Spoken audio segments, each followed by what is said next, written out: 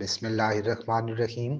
شاکر نے جس سے بھتا یا تاوان لیا وہ آ کر ثبوت دے اور مجھ سے وصول کر لے۔ ہمارے مرحوم بھائی کو جان بوجھ کر بدنام کیا جا رہا ہے۔ کچھ سوشل میڈیا پلیٹ فارمز ایک سازش کے تحت ایسا کرتے ہیں۔ حقائق کچھ اور ہیں۔ شاکی گجر کے بھائی اخلاق محمود عرف اخلاقی گجر نے حقائق سامنے رکھ دیے۔ شاکی گجر صرف 302 کے ایک کیس میں ملوث تھا۔ وہ بھی واقعہ یہ تھا کہ شاکی اپنے کسی دوست کے ساتھ جا رہا تھا، راستے میں اس کی مخالفوں سے لڑائی ہو گئی جس میں ایک شخص جان سے گیا۔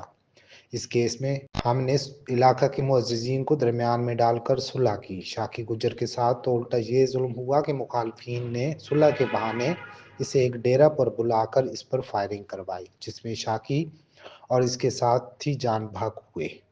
اگر وہ نیک نیت نہ ہوتا اور اس کے دل میں کھوٹ ہوتا یا وہ جرائم پسند ہوتا تو صلح میں کیوں جاتا؟ ہمارے کچھ مخالف اور ان کے پالتو کرائے کے ٹٹو جان بوجھ کر ایسی جھوٹی سٹوریاں پھیلاتے ہیں۔ میں علل اعلان کہہ رہا ہوں، اگر شاکی نے کسی سے بھتا یا تاوان لیا تو وہ آئے، گواہ اور ثبوت دے۔ شاکی کے لیے پیسے میں واپس لوٹانے کو تیار ہوں، لیکن اگر معاملہ اس کے برعکس ہوا تو تمام ایسے عناصر قانونی کارروائی اور سنگین نتائج کے لیے تیار رہیں۔ چودھری اخلاقی گجر کا وضاحتی بیان۔